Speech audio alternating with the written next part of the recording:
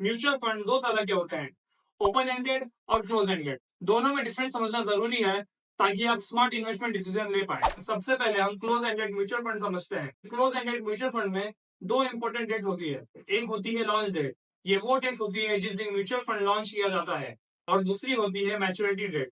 Launch date को हम NFO से भी रिप्रेजेंट करते हैं। एनएफओ का फुल फॉर्म होता है न्यू फंड ऑफर, और जब भी कोई म्यूचुअल फंड लॉन्च होता है तो उसके इनिशियल टाइम को एनएफओ पीरियड कहा जाता है। किसी भी क्लोज एंडेड म्यूचुअल फंड में यह वही पीरियड होता है जब उस म्यूचुअल फंड स्कीम में आप एनरोल कर सकते हैं। इस दौरान म्यूचुअल फंड हर नए इन्वेस्टर को न्यू यूनिट्स एलोकेट करते हैं, और एनएफओ पीरियड ओवर हो जाने के बाद से मैच्योरिटी डेट तक कोई भी नए इन्वेस्टर इस म्यूचुअल फंड में एनरोल नहीं कर सकते, और ना ही म्यूचुअल फंड कोई नए यूनिट्स इशू करता है। बट एनएफओ पीरियड में जितनी भी यूनिट्स म्यूचुअल फंड के थ्रू अलॉट की गई होती है, उन यूनिट्स को स्टॉक मार्केट में खरीदा या बेचा जा सकता है। यानी एनएफओ पीरियड खत्म हो जाने के बाद अगर आपको इस म्यूचुअल फंड स्कीम में इन्वेस्ट करना है तो आप इस म्यूचुअल फंड की यूनिट्स को स्टॉक मार्केट से ही बाय कर सकते हैं। एंड अगर आपके पास भी म्यूचुअल फंड की यूनिट्स हैं तो आप उसको स्टॉक मार्केट में बेच सकते हैं। अब समझते हैं मैच्योरिटी डेट के बाद क्या होता है। बेसिकली मैच्योरिटी डेट के बाद म्यूचुअल फंड हर एक इन्वेस्टर को उनका पैसा लौटा देता है based on their current NAV, और जितनी यूनिट्स वो होल्ड करते हैं उस बेसिस पर। बट कई बार मैच्योरिटी डेट ओवर होने के बाद ये mutual fund open ended mutual fund जैसे ऑपरेट करने लगते हैं।